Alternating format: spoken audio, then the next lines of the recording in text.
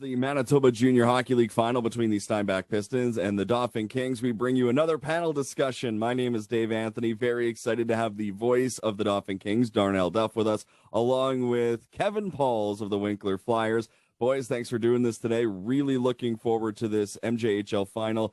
Darnell, we'll start with you. What are some of the things that the Dauphin Kings have kind of done in the first two series that they're looking to take forward into this finals? Yeah, I mean, first of all, when the team has had success, it's all going to rely, start with Carson Chairpeck. He's the MJHL's goaltender of the year. He's been so good all season. I've chatted. He's gone through some rough patches, but really, what junior hockey player, especially goalie, goes through a rough patch throughout the season? You saw him really dial in, other than Game 3 against Winkler, where he gave up 5 goals in the other 3 contests, in all 4 wins, I should say. He was really dialed in. He wasn't battling the puck. You've seen when he's struggling, he's really battling to try and find that puck, but he was playing extremely strong in those 4 games. So Carson Chairpeck, no doubt, has to continue with that same strong play to give the Kings a chance. And then offensively, Caden Bryant, the offense, in my opinion, really does run through number 22. When he gets going, when he can score a goal in the first 5 to 10 minutes of a game, it really changes how hard he's going. He's always going hard, but it just seems it's that more important, and he can score a goal in the first 5 to 10 minutes of a game. So starts with Carson Chairpeck. I mean, you talk about the defensive core for the Kings, one of the strongest in the league for sure. There's also a lot of offense. You have guys that are chipping in on the 3rd and 4th line, like Cordell Coleman, a guy in the bottom 6. You don't exactly expect him to score too many highlight reel goals, but he scored an unreal goal, the game winner against the Winkler Flyers. So I think it's been a pretty well-balanced effort so far for Dauphin, and it has to start with Carson Chairpeck. And if he's on, I think things could go well. Kevin, for the Steinbach Pistons, they bring in some of the top scorers so far in the playoffs. Zach Power, Braden Burney, Quinton Pepper. That is a formidable line. But Steinbach, and you've seen it, they have the depth that is going to be a real key to this series. Do you agree? Oh, certainly.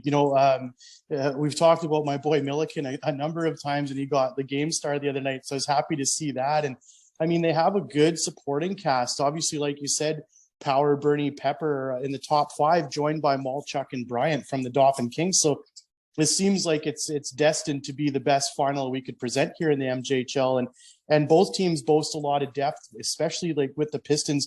Their D is pretty good too. So I mean, there's a lot of different angles that they could come at you with. They've gone to 2 different goaltenders in the last series. So I guess they're going to ride whoever's hot moving into this series against Dauphin. And yeah, it should be pretty exciting. Darnell, Kevin just mentioned it. Malchuk's in the top 5 in scoring, and Colby Jaquette has had a really good year. You get Klim Georgiev back. You get a lot of offense from the blue line for the Dauphin Kings. Is there a risk that they sacrifice defensive structure for offense, or is Dauphin just one of those teams where it starts at the back end and they just find a way to make it work? Yeah, I think that there's 2 points to that. I think, it's certainly they generate a lot, obviously, and it all starts with, great outlet passes from Malchuk. Colby Jaquette loves those stretch passes. Klim Georgiev, my opinion, probably has one of the nicest saucer passes I've ever seen. So it certainly starts with the back end. But with that being said, sometimes they do rush and then they get caught up, and then a 2-on-1 comes back the other way. We saw that a couple of times in the Flyers series. It happened in the first series against the Stampeders. It has happened throughout the season. But with that also being said, I think that's a risk the Kings are willing to take because they need this defensive core to be in the game. They are so impactful. You talk about Parker Malchuk. What a wonderful season he's putting in. Colby Jaquette and, Klim Georgiev, and it goes also down to the Aiden Brooks. So this is a team that, yes, there's going to be some mistakes. It's, throughout the series, you're going to see Steinbach get on some odd man rushes from perhaps a Kings defender making a mistake. But I think the pros outweigh the cons here for Dauphin. So I think it's chugging along with what they've been doing so far, and it all leads with that defense leading them forward. Kevin, on the other side, Steinbach's defenders only have 1 goal through the first 2 series, a Langley Krugel marker against the Verdun Oil Capitals. Does Steinbach need to get offense from their defenders, or are they good enough up front to survive what the Kings are going to be throwing at them?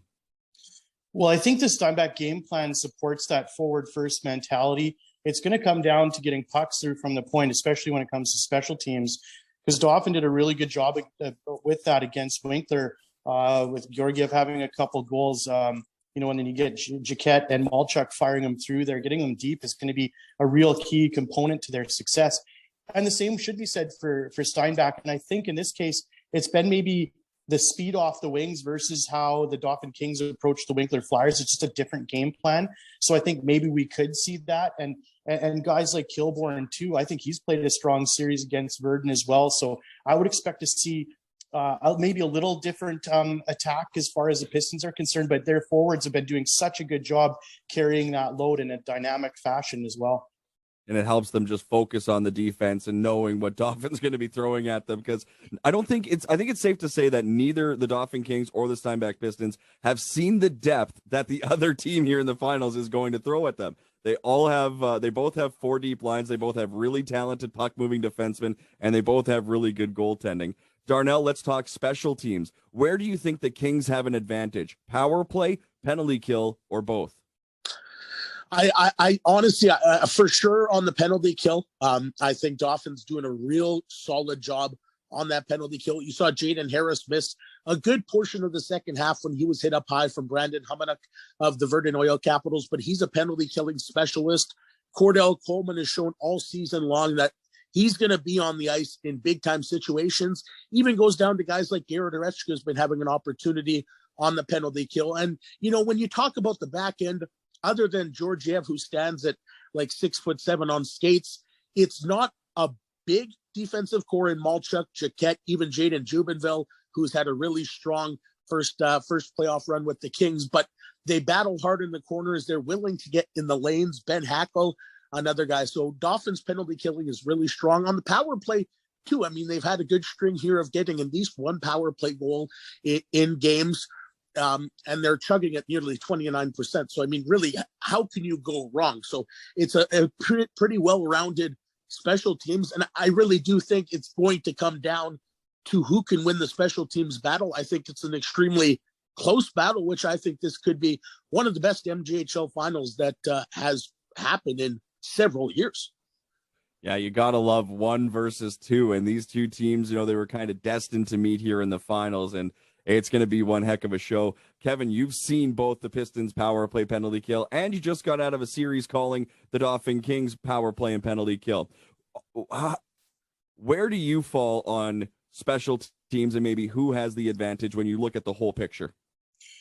Well, it was such a proficient display watching guys like Malchuk and Jaquette peel out from behind their net. They just made a really nice little chip pass in front, and the Flyers had no answer to it. It was also, clogging up the blue line and coming in without a concerted ability to sustain pressure. And I've seen Steinbach do the same type of thing. They have a little bit of a different look. They move the puck in a different fashion. Maybe their forwards hang down a little bit lower. But watching how guys like Zach Patrick move the puck, I don't think there's really much of a difference. I'm seeing a lot of similarities. But maybe, again, it's just a different coaching strategy, because what the Dauphin Kings and Doug Headley did against the Winkler Flyers is masterful. And I expect the same out of Paul Dick and the Pistons moving into this series. It's going to be an amazing display of coaching and performance on ice. There's a ton of skill coming. And I think the Pistons can really match up well with maybe a different angle to their performance. Yep, like you said, it's going to be making those key adjustments game to game, and the first 4, kind of being so close together, games 1 and 2 back-to-back, games 3 and 4 back-to-back. There's not going to be a lot of time for in-depth adjustments, so it's going to be coaching on the fly, and if whichever team can buy into those adjustments, I think that'll play a major role into the series. Darnell, Kevin, before we get into a prediction for this Turnbull Trophy final, Darnell, give us an unsung X factor. I know you talked about Cordell Coleman. I think he's a big factor. You talked about the penalty kill as well. But who's a name that you think is going to stand out at the end of this MJHL finals that maybe fans don't know just yet? I think just basing off him having a wonderful Game 5, it's also a good, hometown story in Garrett Orechka.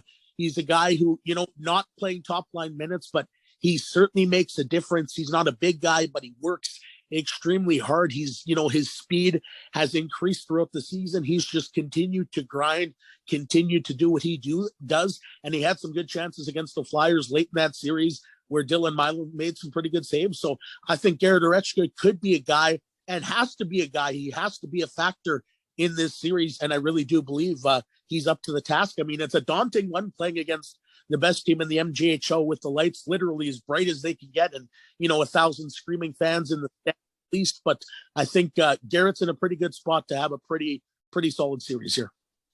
Kevin, like Darnell said, the lights are the brightest and the big boys are going to show up. But who's a guy on Steinbach that maybe is going to stand out for you? I know you called Dawson Milliken against Verdun, turned out pretty well in Game 6. Who's a guy in the Pistons blue and white you think is going to step up and be a Kingslayer?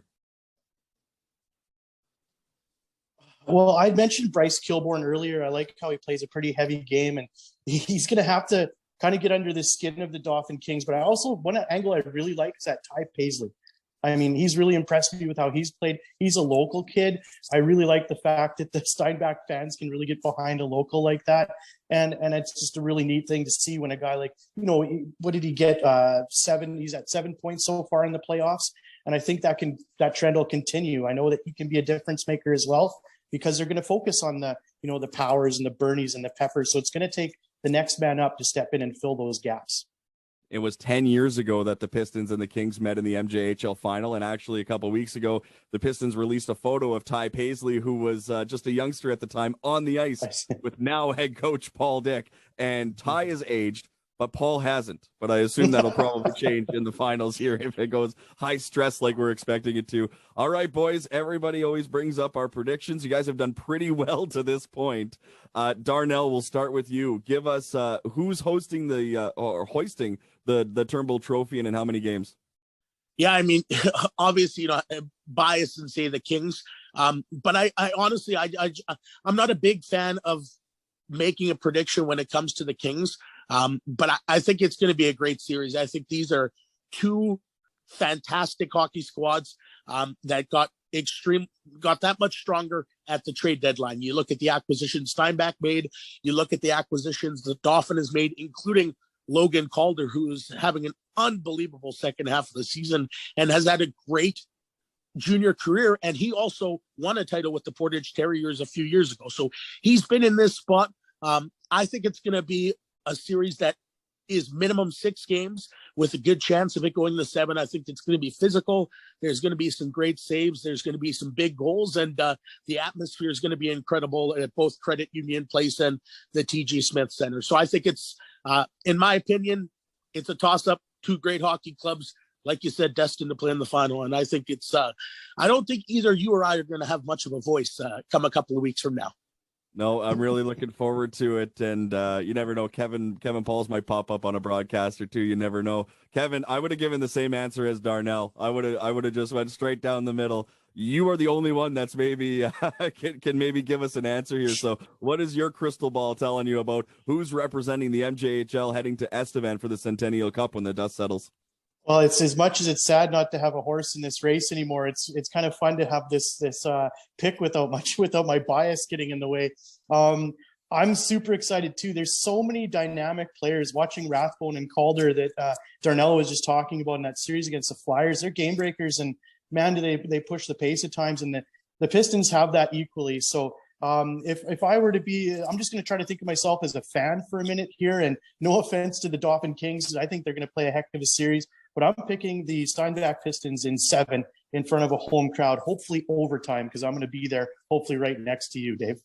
Oh, boy. Yeah, Darnell's right. I don't think either one of us are going to make it if it goes to Game 7 in overtime. But I think it's safe to say that the three of us can agree that whichever team comes out of this series is going to represent the MJHL, not only with skill, but with organizational pride. The way that they're going to represent Manitoba is going to be so great, and it couldn't get much better than this. And I think you can both agree. Correct, Darnell? 100%. This is the best time of the year. Love being, having a horse still in the race, and just 2 great organizations, of course, led by Paul Dick and Steinbach and Doug Headley in Dauphin. Dauphin hasn't been in this position in a final since 2014, so there's so much buzz around the city. It's absolutely fantastic to be a part of it. And whatever happens, this is going to be, I believe, a series for the ages, and whoever wins is going to be a real good competitor at the Centennial Cup, and I sure can't wait to find out who it is. Fans are in for a treat. Broadcasters are in for a treat, and we cannot wait for this thing to get going. Darnell, Kevin, thank you so much for doing this, and until our paths cross again, boys, and, well, it's going to be soon. We'll chat then.